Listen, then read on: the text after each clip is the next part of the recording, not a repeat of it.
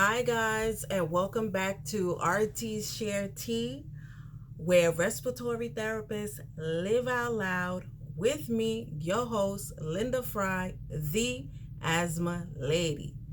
Okay, so last week we spoke about helper's high, getting that tingly feeling from helping folks with expecting nothing back in return, doing this at work. And we also spoke about creating a good credit score with coworkers, building a good rapport and creating allies in the workplace, and this causing us to helping us to be happy at work.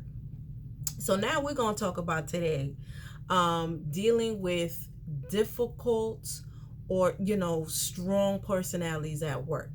And I don't think I have to describe a difficult personality. And, we know what this looks like. Someone that's aggressive, a lot of pushback, complaining, lazy, they lying on you, just like this person is just the worst to you at work, right? And this person may be miserable at home, or whatever, and bringing the misery with them to work, and hence this is now bringing down your spirits at work, right? And so you're thinking like, oh my gosh, I can't wait till I get off this floor, this assignment, until I leave this hospital or this facility. So you're waiting for something to leave the situation. And it's like, you can be happy where you are, but there is a key to this, to becoming happy in the situation. So can I tell you that one of the keys to being happier at work is to overcome the obstacles of being kind to this person, to being kind to that difficult team member that you don't get along with. So what we have to do first is, you have to first acknowledge that everyone in life has something to offer. Everyone, even if you think this is like the worst type of person, you have to just tell yourself and tell your brain that this person has something to offer. If you know someone is a liar, you'll be like, they're creative. You understand? I could give them a name for creativity. They know how to put flavor on a story. They're entertaining. Start to see like, okay, if someone is mean, but you see that they're really neat, you can admire the neatness. Or if someone is lazy and complains, but you see they're super organized, you can admire that they're organized, or they know how to, label the patient bags really well. They wrap all their oxygen tubing so it doesn't kink up. You understand? You could admire that. Or someone is, they just not a team player, but they're really passionate about patient satisfaction, so they go above and beyond. You understand? So what you do is, when you know someone has something like that, you start to tell yourself, okay, you know what, I admire that about the person. And then one day what you start to do is, you start to drop little nuggets of genuine compliment about this thing. Like, for example, like I said, like let's think of someone, when we write our patient notes. Like, hey, Brian, I got the chance to read your note today.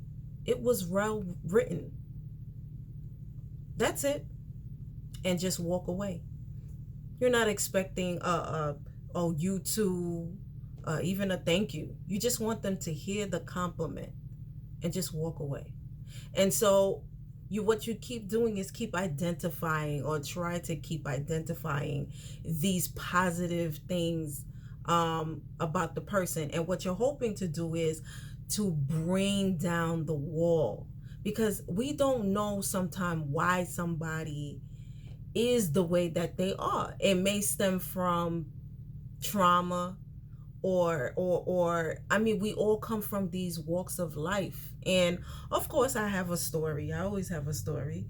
um my mom tells me this story often. So when my mom first came to this country, from Haiti, she was already in the country, I want to say, for like 2 or 3 years. So she was pregnant with her first child, me, and she was coming from work. So she's like 8 months pregnant at this time. So her belly was like really poking out, like really out. She was really hard to miss. And so she was getting on the bus.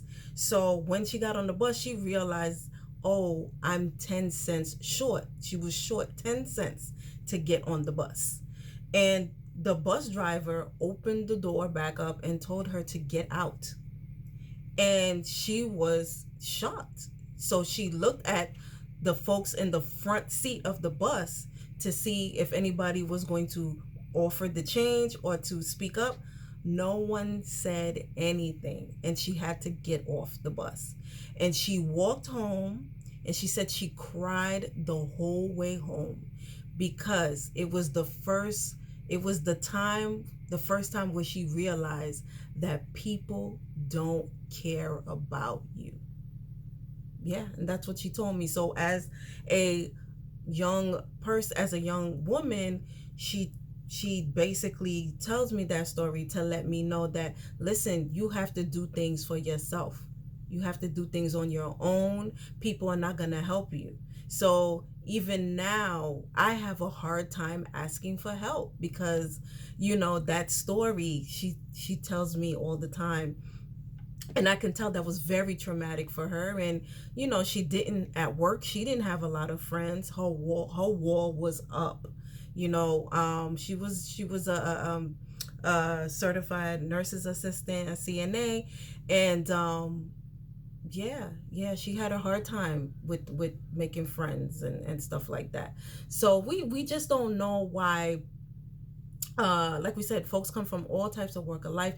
And let's talk about smiling. Even something like smiling, know that, and a lot of folks don't know this, right? Know that in certain neighborhoods, a smile was an open invitation to get robbed, right? Or for a young woman to get harassed. You understand? A random smile, like, they're like, oh, okay, you okay, you're available. You understand? So understand that. So in New York, we have something called the mean mug. Okay, and the mean mug is that look on your face like, listen, don't even come over here. I don't have the time. I don't know the directions. I don't know the weather. You can't use my phone. Like, I don't have a stick of gum. I don't, like, don't walk in too close in front of me. Don't walk behind me. You understand? That is the New York mean mug. All right. And so know that someone like me, I learned how to do the New York mean mug at age like 10, 11. Okay, so I, from Springfield, Queens. So, hi, shout out to my Shadyville folk. So we in Shadyville, and right next to, us in Springfield, we houses and everything. And I went to Catholic school. We had, right a block over, we had Murder Murdoch. Okay, so I don't think I need to tell you why they called Murdoch Murdoch. The description is in the name. Okay, so I had friends that lived in Murdoch. Or and in the past, I had dated somebody. I had a boyfriend, a little boyfriend in Murdoch. So I knew how to do the mean mug very well. And so by default, I wear the mean mug, or I used to wear the mean mug, until I started to realize that folks thought I was mean, and I wasn't, so I had to learn to not wear that face, but I didn't know at first that I was doing it.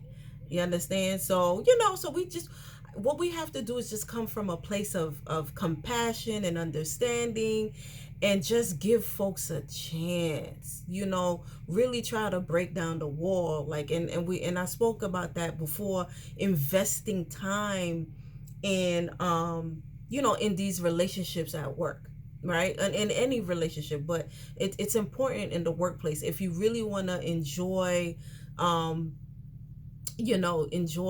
having peace at work, and creating win-win situations and gaining allies. All right. So guys, I hope this story helps someone today, and that we're helping one another out. And know that when I talk about the compliments, please guys, I mean, I'm not talking about the nasty compliments, like, oh, your breath doesn't smell that bad today. Like, I'm not talking about a shady compliment. You understand? Your teeth ain't, your teeth got whiter recently. Like, no. You know what I'm saying? And also, I'm not talking about the sexual harassment compliments. And we all know what those are. You're looking nice in your scrubs today.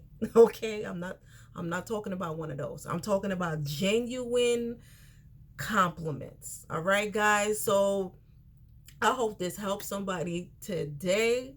Please feel free to share your stories with us at rtsharet@gmail.com. So that is rtsharetea